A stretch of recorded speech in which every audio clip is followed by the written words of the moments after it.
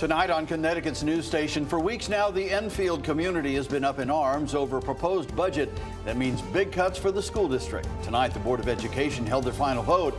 We'll tell you what was decided. A soaking rain moving in tonight, and unfortunately, it will still be around for the morning drive. We'll time it out for you coming up. A new grocery store in Hartford will open tomorrow in the Frog Hollow neighborhood. But with grocery prices sky high, the owners say they're offering something unique, so shoppers don't have to travel too far anymore for fresh fruits, meats, and vegetables. Now at 10, this is Fox 61, Connecticut's news station. We begin tonight in Enfield, where moments ago an emotional meeting just wrapped up. Locals were told how next year's budget will be allocated, and many were not happy.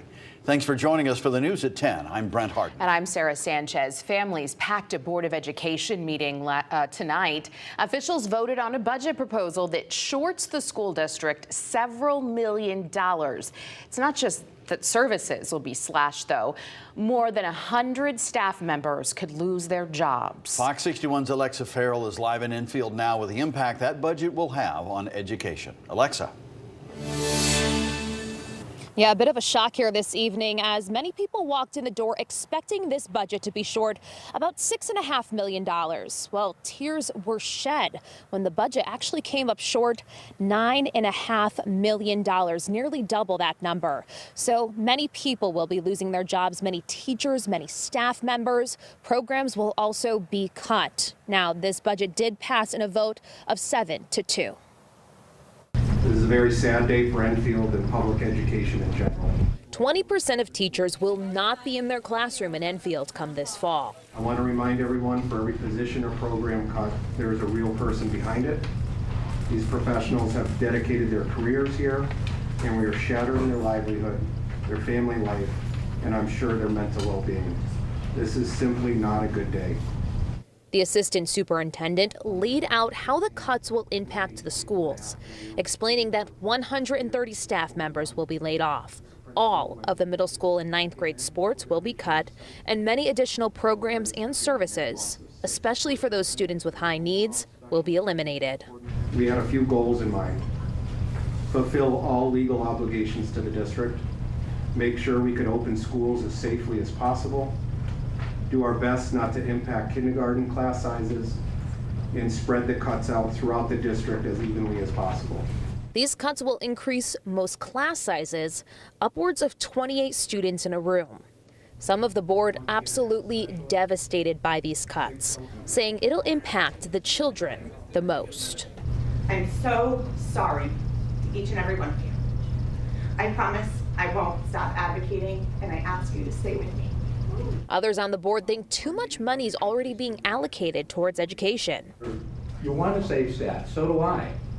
But let me finish. Then don't speak out. And say other services in town are suffering as well with cuts. If you got a beef, go after the state. The room was packed with passion. Many parents and educators holding signs reading, "Cuts hurt kids," and cheering loudly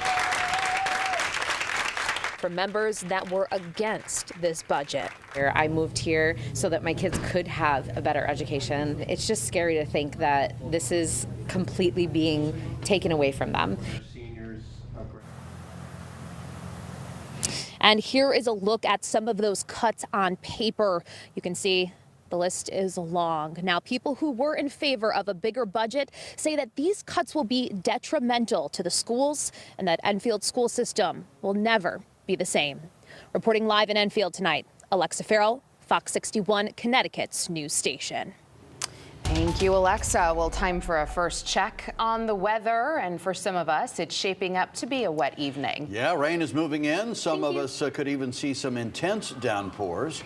Chief Meteorologist Rachel Frank joining us now. So, Rach, is it still going to be raining when we all head off to school and work in the morning? Yes, I do think it'll be raining across the state, and some areas will still be seeing some locally heavy downpours as well. So already plan on leaving yourself a little bit of extra time. Right now, most of the state is dry, but you can see it is lit up right now here, especially in lower Fairfield County. So Greenwich and Stamford are right now dealing with heavy rain and maybe even a few rumbles of thunder as well. You can see some thunderstorms passing just to the south of Connecticut right now.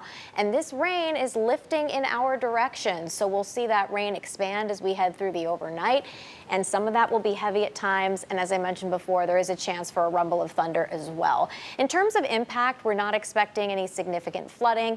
There is a chance for some isolated poor drainage issues, but for the most part, it's just a wet morning commute, and you might be splashing through some puddles out there as well. So notice as we head towards and after midnight, that rain really expanding across the state.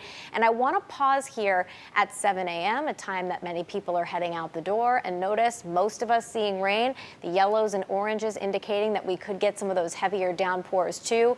But by mid to late morning, we're already drying out, and the rest of the day is looking fine. So a wet start, but a drier finish and some beautiful weather to follow. We'll explain your full forecast coming up. All right, Rachel, thank you. A local nonprofit group is picking up the pieces tonight after thieves broke into their building and ransacked the place. Angel of Edgewood says someone entered their warehouse through the garbage chute. They left a mess in their wake, throwing donated toys on the floor before getting into the ceiling and ripping out copper pipes. The nonprofit says it's a major blow and only hurts their ability to help those in need. When I got here, it just really broke me, just seeing all of our hard work just gone. Hartford police are currently investigating the burglary. There's still no estimate as to how much was stolen. The group is welcoming any and all donations to help them bounce back. A large group with more than 100 people gathered at the state capitol tonight. The group is pro-Palestine, calling for an immediate ceasefire in the war between Israel and Hamas. The event was called Flood the Streets for Rafah. Rafah is the southernmost city in Gaza that's currently sheltering millions of displaced Palestinians. Over the weekend, an airstrike hit an encampment there, starting a fire. Dozens of civilians were killed. The Israeli military is investigating, but today calling it a tragic accident. Attendees we spoke with today levied harsh accusations against Israel. Really call it for what it is, and this is genocide that's happening right now, and it needs to stop. So it's important that we come together and stop that. The event was organized by several local advocacy groups. They say more than 300 people participated.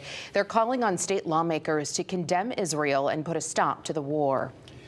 An East Haven man has a court date next month to face charges of animal cruelty after a video of him walking his dog went viral.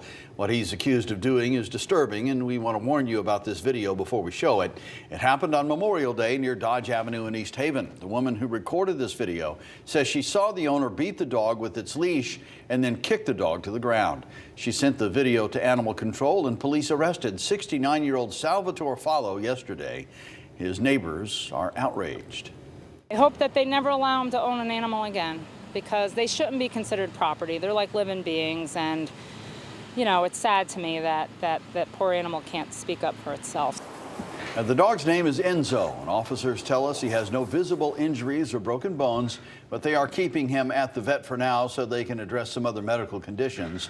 Fallo faces 2 counts of animal cruelty and 1 count of failure to license when he appears in court on June 6th. Well, a new neighborhood grocery store is opening tomorrow in the capital city, located in the Frog Hollow neighborhood. The store is a first of its kind in Hartford and a much needed resource for the city. Many Hartford residents have lived without a nearby proper grocery store for quite some time. Fox 61's Jake Garcia got a preview before tomorrow's opening and explains how it all works. The number of grocery stores in the capital city are few, with most people having to drive at least 15 to 20 minutes to shop.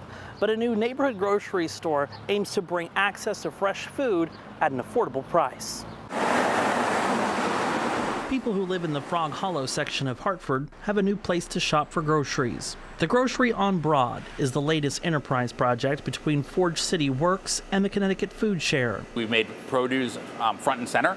We really want the fresh food, but we have meat, we have fish, we have dairy, we have cheeses, and then the grocery items that we have are really the ones that you need to cook.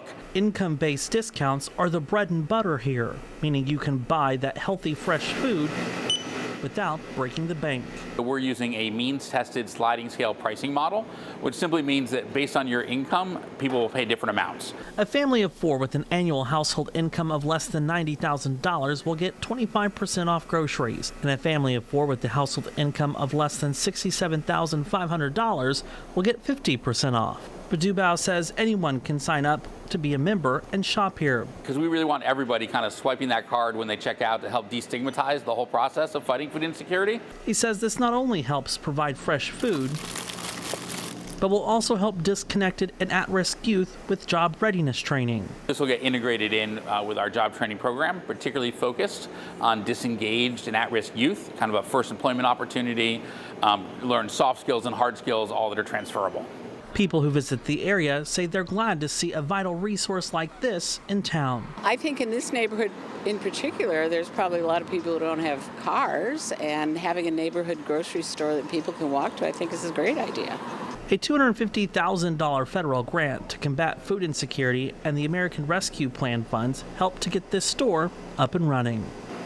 The grand opening is set for Thursday at 11 o'clock following a ribbon-cutting ceremony. We have a complete list of their hours on our website, fox61.com. Reporting in Hartford, Jake Garcia, Fox 61, Connecticut's news station.